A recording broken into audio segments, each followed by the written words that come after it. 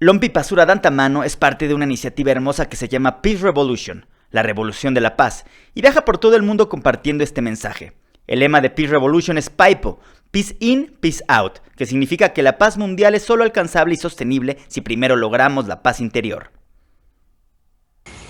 Estoy súper contento porque hoy tengo un gran entrevistado, es el monje LP Pasura Dantamano, un monje budista tailandés que nos va a dar un mensaje súper hermoso. How are you? How you feel here in Mexico? I love it. I love the food. I love the people. It's nice. You like the spicy too? Yes, Thai food is very spicy. So for me, it's like similar to what's happening at home. What do you think? Thai is more spicy or Mexican? You gotta have to go to Thailand yourself and test it out. Okay. You travel out around the world sharing a message. Which is the main message that you want to share with the people? The message is simple: Paipo, peace in and peace out. So it begins with we cultivate the concept of inner peace, a peace inside our mind, the mind that's free from desire, greed, anger, delusions, ego, jealousies, that become more peaceful. And then when the mind becomes peaceful, then when interact with people, when we have conversation with people, when we are doing our jobs, it becomes more peaceful and positive way. So that is the message. Because we want the world to have sustainable peace, and we have to start with peace inside. And then we take that action, take a step in order to make that peace become reality. Okay. And which is the way that we can get this inner peace? The first step that we do start with the practice of meditation. Our human mind, think of it like a glass of water that mixed with ink. And as time goes by, we put many colors of inks in the water whenever we are angry, when we are frustrated, when we are jealous with people, and then we keep shaking the bottle. The water is never clear. So when we keep the water stand still, ink settle at the bottom, we get the clarity back. And that clarity being understanding of ourselves and understanding of the others. So that's how meditation works. It brings clarity back. And then after, we try to be more mindful about our living. Whenever we look after our health, relationship, our jobs, by concentrating on maintaining state of the mind peacefully and positively. If there could be a definition of meditation, what is meditation? Meditation is the mental development to the state of the mind stand still, peaceful, and focused. So that is usually the definition of the word meditation. And how to meditate? If there are some people that want to do it and they don't know how to do that. So, human mind can think one thought at a time. So it starts by you fix any thoughts or feeling and prolong your attention with it. So for example, you can start by close your eyes, take a deep breath, bring your awareness down as you're breathing in very gently until you feel that your attention is here inside yourself. While you acknowledge your surrounding and stay where you feel comfortable within yourself. Just stay right there. If the mind started to jump into thoughts, it's normal. Think of them like birds. Don't follow the bird, don't shoot the bird, and don't feed the bird. Because it's going to keep calling more birds. Watch it, bring it back to your seat where you feel comfortable. As simple as that. Finally, the mind becomes more still. You used to say that mind is as a monkey. How do you calm down that monkey? Think of the monkey, of the nature of the monkey in general. Monkey doesn't like to be still, hate to be in control. So normally when we want to have focus, we force our mind to be still with one thing, like we put the monkey in the cage. So when the monkey is in the cage, he struggles so hard trying to get out. And when the monkey gets out, he doesn't come back. Imagine when you're working on your computer, and on the screen you have the word processing, and there's a little box of Facebook or YouTube on it. So you try to force yourself on the word processing, and then the attention slip into Facebook, it doesn't like to come back. So that's how the monkey works. So if you want to calm the monkey down, the best way is to make friends with the monkey by feeding the monkey. Give the monkey a banana. So draw the monkey to you with a banana, keep feeding it until the monkey stays still and calm on its own. Techniques of meditation are just like banana. While the monkey stands still and be calm, that is what we want to have, the state of still mind. There is another different benefits about meditation. What are those? There are a lot of researchers these days that are talking about physical benefit in terms of health, physical health. mental benefits that related to different kinds of mental health, whether reduce depressions, help with anxieties, help us to be calm, more content in life. And also, whenever we become more stable, it also improve our interpersonal relationship. Also help us to boost our inner creativities, innovations, intuitions, and even working efficiency, because our mind become more in orderly. It means we have better priorities in life, better problem solving skill. Last year, you may have heard the news about the 13 boys that locked up in the cave in Thailand for a month. So they were desperate in the dark with no food for a month. So what they did during the time they wanted to survive was that they were meditating. So when they were doing so, they are able to calm down. They were able to calm down instead of worry about what may or may not happen, whether they will be alive or not, whether anybody will find them. They will just calm down, try to survive with the water dripping from the ceiling. So actually that's how meditation works. It allows us to concentrate more on the solution rather than the problem itself. So that is one of just the benefits that we have in common life. Meditation could increase your happiness? Of course. There's actually a research by Harvard Psychology School that's talking about wandering mind reduce the level of contentment in life. Because when our mind wander, it creates simulation. So let's say you think about something happened in the past. It makes you give the feeling like you feel guilty, pain, disappointment as it just happened right now. Or when you think about things in the future, it makes you feel very worried and concerned about things that may not happen at all. So when we are focused on right now in the moment, we feel much calmer and more in control. So that's why meditation allows us to be more present and make us become more content. We always been looking forward to happiness.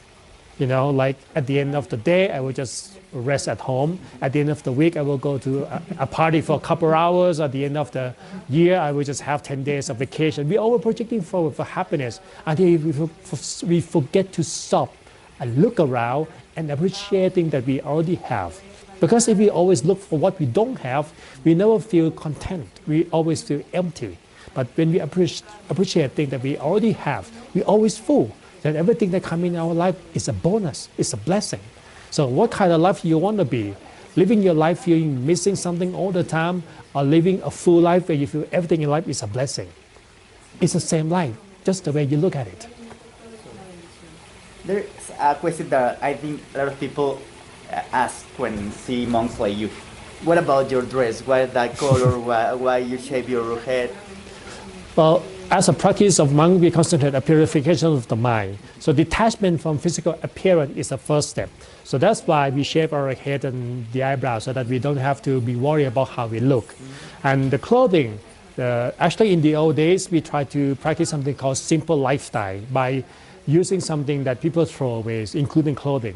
So in the old days, you see the stitches that's coming from clothes that were collected from many parts of people that throw it away and stitch them up and dye the clothes with things they could find in the forest. So that become our clothing. So in the old days, the color range from brown to dark red. But the color like this is the color of fire, which represents wisdom. But since we are students, we're looking for the wisdom in life. I think you look more handsome than me. But it's true, the real beauty is inside, isn't it? Real beauty is inside because that will stay with you. We have something in our text talk about beauty. The first one is the physical appearance. The first one is clothing. So when people put clothing on, they look better. But this comes and it goes. The second one is our physical appearance, which may look a bit better, last a bit longer, but it's also comes and it goes. Then the third one is our manners. Some people may be old, may be aging, but they still look gracious because they are manner and they have etiquettes. But the last one is our goodness. So our inner beauty is that goodness that we have. So wherever we go, we always look beautiful because we're beautiful from the inside. Pues qué belleza lo que nos dice. Okay. Something more than you want to say to the people that are seeing now? Happiness doesn't have to be filled all the time. There are two kinds of happiness. The first one is called pleasure. It comes from external sources when we try to fill it up, with new cars, new clothes, new shoes, travelings, everything that we're filling it up, but it's never full. It's always empty because we feel that it's never enough. But happiness, the second type, is something that we constructed ourselves, not filling it up. So when we start constructing it ourselves, we appreciate things that we already have, as who I am, Everybody is entitled to be happiness. We just start with being here and now. And the rest of our life that we keep doing, we keep progressing. We can start to find more blessings that come along in life. But we start with be yourself, content with yourself first. Because if you feel lacking and want to be someone else all the time, try to fill it up all the time, it will never full. Because what you expect will never come as you expected. And that comes with disappointment instead. So find that happiness from inside yourself as a start. And you will feel that your life is so easy and simple. We have to stop the competition and the comparison with the others. The question that you should ask yourself that when this competition start, who put you in the competition from the beginning? So is there any competition at all? Or you just feeling that in your mind? It's actually the state that we're growing up with, that we feel that everything has to be competing. It's how society has brought us up. And then we feel that we have to compete with our friends, our colleagues, our partners all the time. But reality is that there's no such competition. Because it doesn't matter if you win, and then what? You're not going to be happier just because you win. It's just a flash of pleasure for a while, the ego boost for a while, and it's gone. Happiness doesn't matter whether you win or lose the competition. Happiness comes when you feel content with who you are. You're feeling you are a giver. You make something meaningful for people around you.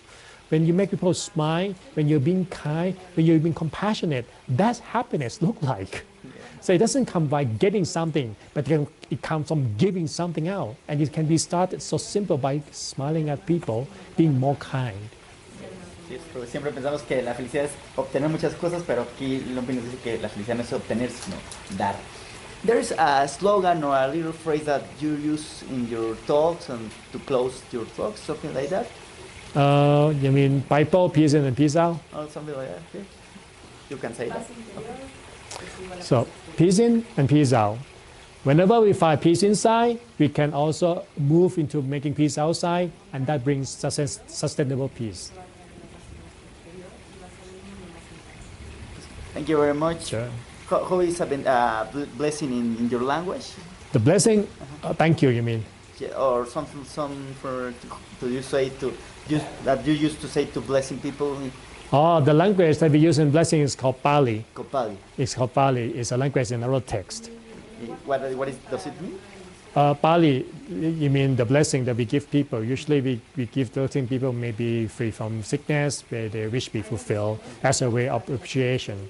Normally we say that all the good things that you do, may this benefit of goodness return to you. This is Pali. If you say thank you, it's ขอบคุณครับ Kampuka. Thank you very much. Sure. En este momento el monje nos va a dar una bendición muy poderosa, así que pueden desde donde estén cerrar los ojos y dejarse sentir y escuchar. สัพพิติโยวิวันจันตุสัพพะโรโควินาศตุมาเตปวันตุวันตรายโยสุขีทีกายุโกภวะอภิวาทนาสิเรสเนจังวุตาปัจจายโนจัตตารโอธัมมาวัฏันติอายุวันโนสุขังภะลัง Kampuka. Gracias. Continuamos.